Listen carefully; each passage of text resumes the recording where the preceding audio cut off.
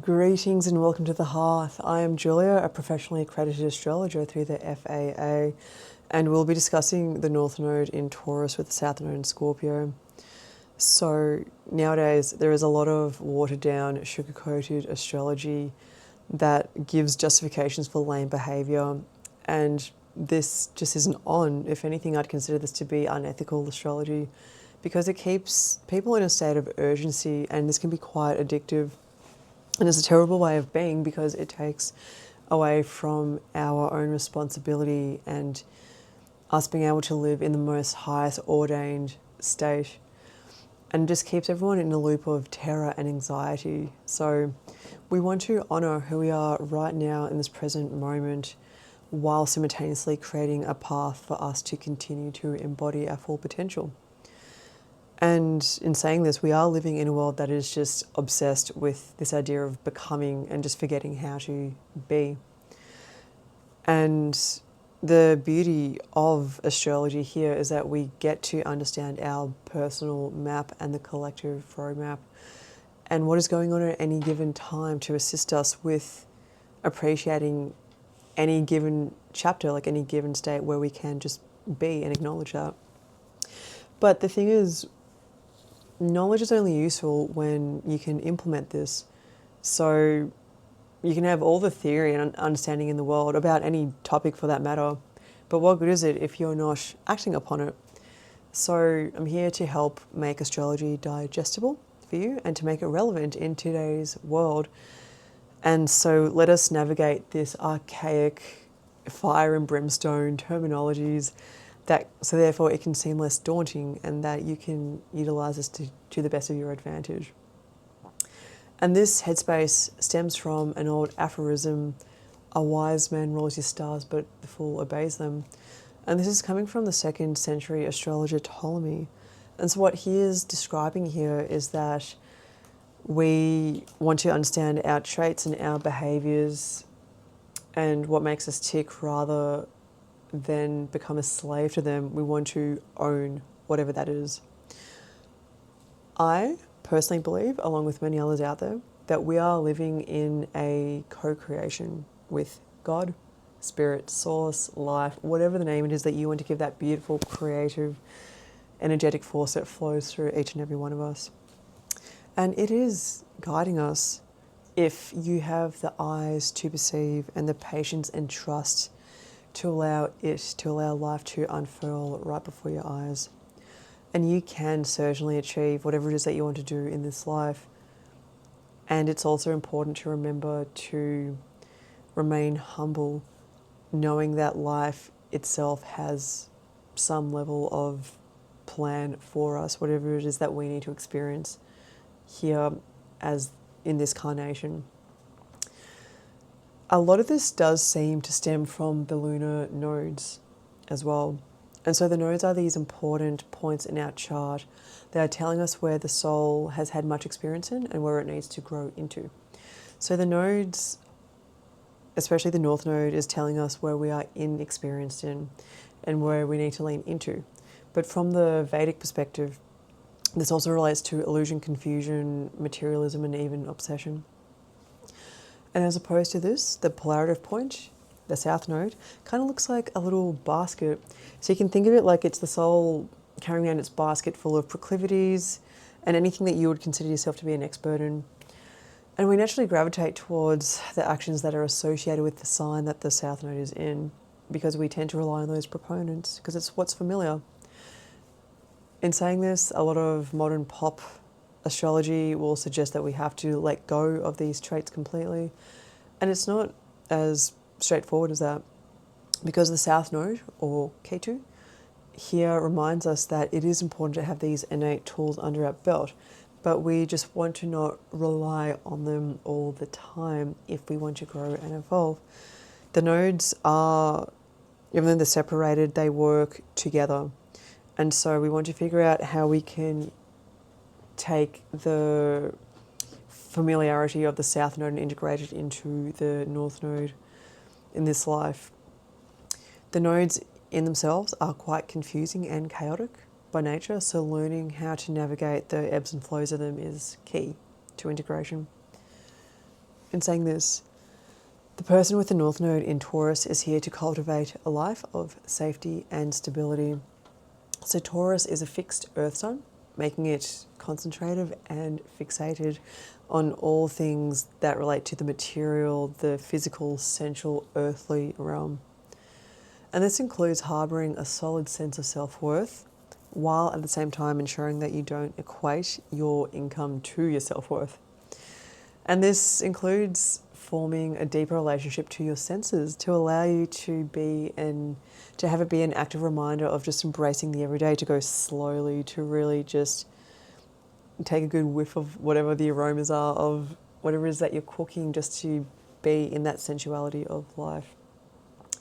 So Taurus is symbolized by the bull and, generally speaking, cows. So you think about it, cows are these large, slow animals that graze all day long. And this is the reminder or the symbolism about how one must practice persistence, patience, and creating peace, rather than being in this constant need to rebrand or be in this like intense combative headspace, which is seen through the South Node in Scorpio.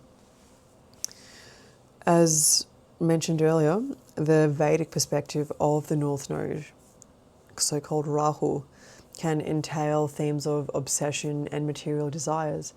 And so because the North Node is ruled by Venus, because Venus rules Taurus as well as Libra, this in itself relays more of those themes about finances, wealth, material possession as a whole. So it really emphasises that obsessive tendency.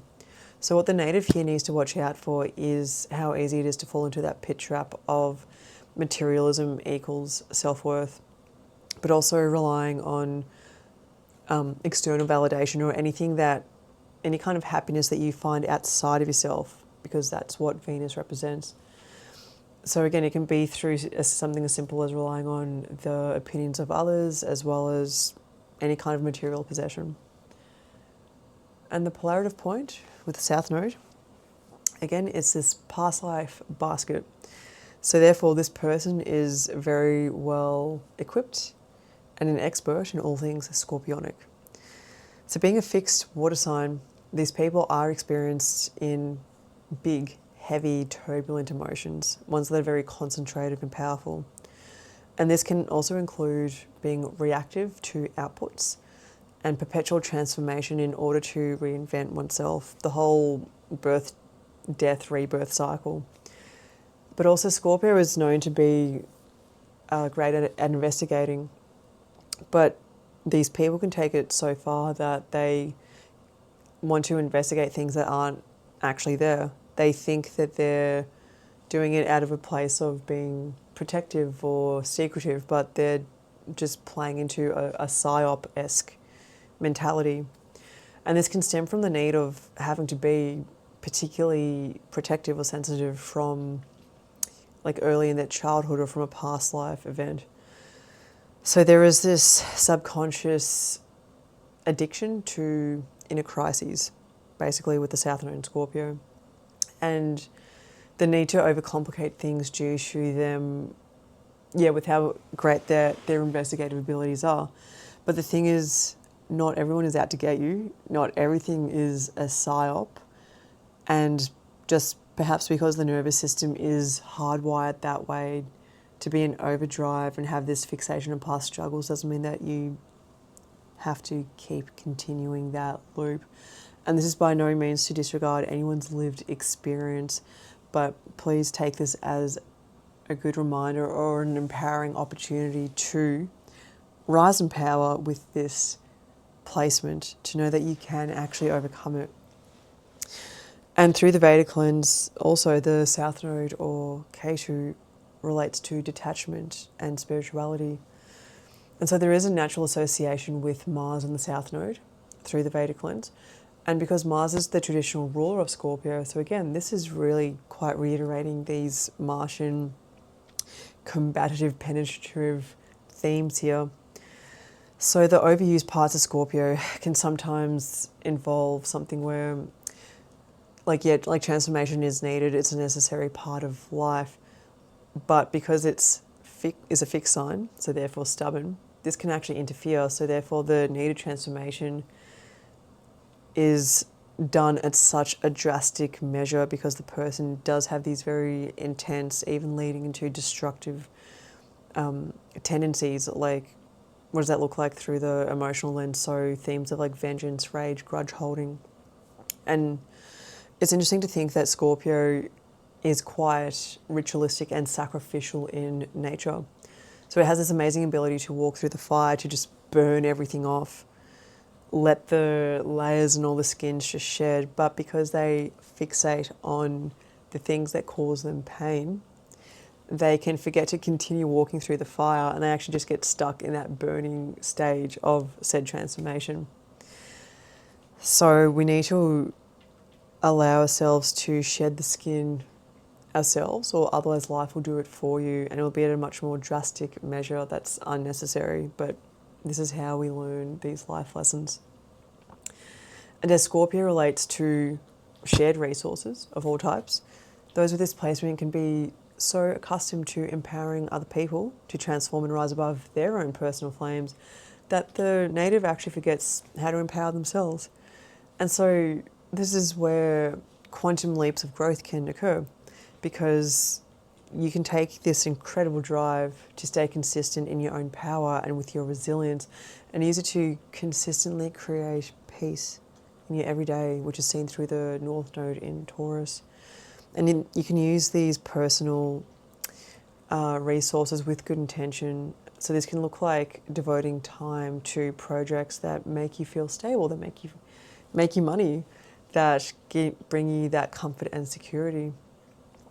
So these people first need to find a project that makes them feel stable and safe, and then focus on that creativity and using that perpetual need for transformation and to channel that, harbour that into creating these projects. The paradox here is that these people don't need to rely on other people's help, but to accept it when it is offered. That's one of the paradoxical lessons here. And so Taurus and Scorpio are fixed signs by nature, meaning that they have this incredible ability to be concentrative, yet this can be tipped over into being stubborn to a fault. So if you found this helpful and you do have this placement and would like to navigate this furthermore in your own world, in your own chart, please feel free to contact, and we can unlock more of this portal and create a more magical world for you. Thank you for watching.